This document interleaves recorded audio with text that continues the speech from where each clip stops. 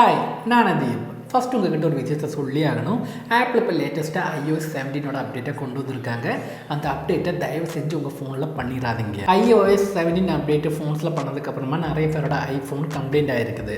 Suppose update பண்ணதுக்கப்புறமா உங்களோட phone complaint ஆகிருந்துச்சுன்னா அதுக்கான சொல்யூஷன்ஸ் என்னங்கிற இந்த வீடியோவில் டீட்டெயிலாக சொல்கிறேன். அப்போ இந்த வீடியோவை கடைசி வரைக்கும் பாருங்கள். இதுக்கு முன்னாடி iOSோட 16 அப்டேட் பண்ணவங்களுக்கு எல்லாமே ஃபோனோட டிஸ்பிளே ஒயிட் இல்லாட்டி க்ரீன் ஸ்க்ரீனாக மாறதா இஷ்யூஸ் வந்திருக்குது. இந்த கம்ப்ளைண்ட் ஐஃபோனோட 13 ப்ரோ 13 ப்ரோ மேக்ஸு ஐஃபோனோட 14 சீரிஸு இந்த ஃபோன்ஸ்க்கு எல்லாமே இந்த ஒரு கம்ப்ளைண்ட் வருது. இந்த டாப்பிக்கை பற்றி நம்ம யூடியூப்பில் ஷார்ட் வீடியோவும் ஃபுல் லென்த் வீடியோவும் போட்டிருக்கிறோம்.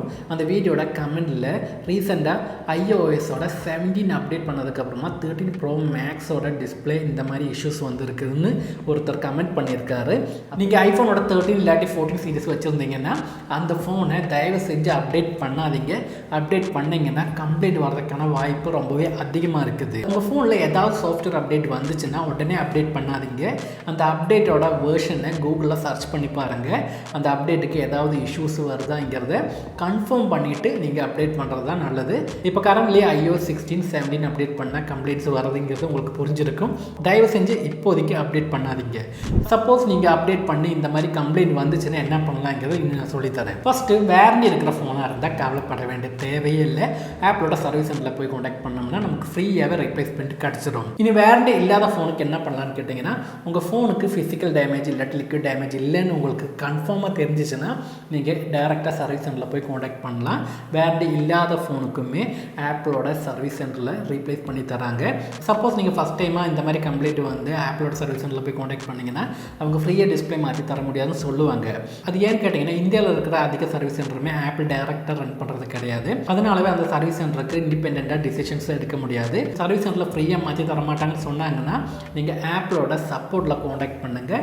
அப்படி ஆப்பிளோட சப்போர்ட்டில் காண்டாக்ட் பண்ணவங்களுக்கு எல்லாமே ஐஃபோன்ஸோட டிஸ்பிளேவே ஃப்ரீயாகவே ரீப்ளேஸ் பண்ணி கொடுத்துருக்காங்க.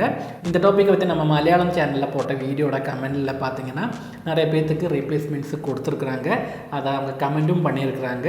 ஆப்பிளோட சர்வீஸ் சென்டர் வழியாக ஃப்ரீயாக டிஸ்பிளே ரீப்ளேஸ் பண்ணுறதுக்கு நிறைய டைம் ஆகும். மேபி ஒரு 1 வீக்கில் இருந்து ஒரு மாதம் கூட ஆகலாம். உங்களுக்கு ஃபாஸ்ட்டாக ஃபோனு ரிப்பேர் பண்ணணும்னு நினச்சிங்கன்னா தேர்ட் பார்ட்டி சர்வீஸ் சென்டரில் தான் காண்டாக்ட் பண்ணி ஆகணும். அப்படி நீங்கள் தேர்ட் பார்ட்டி சர்வீஸ் சென்டரில் கொடுத்த ஃபோனை மறுபடியும் ஆப்பிளோட சர்வீஸ் சென்டரில் போய் கொடுத்தீங்கன்னா அவங்க ஃப்ரீயாக மாற்றி தர மாட்டாங்க. அப்போ உங்களுக்கு ஃபோன் சீக்கிரமாக ரிப்பேர் பண்ணி கிடைக்கணும்னு நினச்சிங்கன்னா தேர்ட் பார்ட்டி சர்வீஸ் சென்டரில் காண்டாக்ட் பண்ணிக்கலாம். இந்த தேர்ட் பார்ட்டி சர்வீஸ் சென்டரில் ரிப்பேர் பண்ணுற மெத்தட் என்னென்னங்கிறது நம்ம அதை சொல்லித்தரேன். ஃபஸ்ட்டு ஐஃபோன் 13 ப்ரோ மேக்ஸ் இந்த மாடல்ஸுக்கு இந்த மாதிரியான இஷ்யூ வந்துச்சுன்னா அந்த டிஸ்பிளேயோட ஸ்ட்ரிப்பில் 2 பாயிண்ட்டுக்கு ஜம்பர் யூஸ் பண்ணோம்னா அது சேம் டிஸ்பிளேவே ரிப்பேர் பண்ணி யூஸ் பண்ணிக்கலாம்.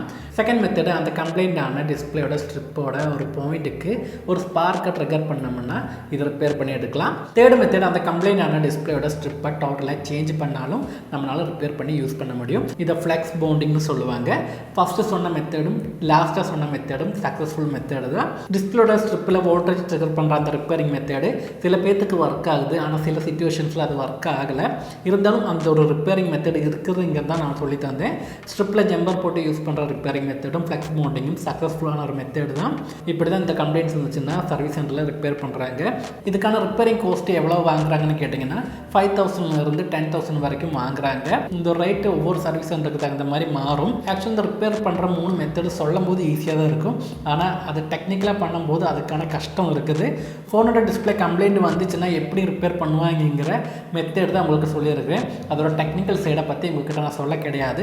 அது சொன்னாலும் உங்களுக்கு புரியுமாங்கிறது சந்தேகம் தான். ரிப்பேர் பண்ணுற மெத்தடை பார்க்கும்போது உங்களுக்கு ஈஸியாக இருக்கலாம். ஆனால் அதை ரிப்பேர் பண்ணுறதுக்கு எக்ஸ்பீரியன்ஸ் தேவை.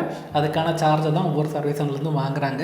அப்போ உங்களுக்கும் இந்த மாதிரியான கம்ப்ளைண்ட் இருந்துச்சுன்னா இந்த வீடியோவில் சொன்ன மாதிரியான சொல்யூஷன்ஸ் எல்லாமே நீங்கள் ட்ரை பண்ணி பாருங்கள். அப்போ இந்த வீடியோ பற்றின ஏதாவது சந்தேகம் இருந்துச்சுன்னா கீழே கமெண்ட் பண்ணுங்கள். அப்போ நம்ம அடுத்த வீடியோவில் பார்க்கலாம். பை.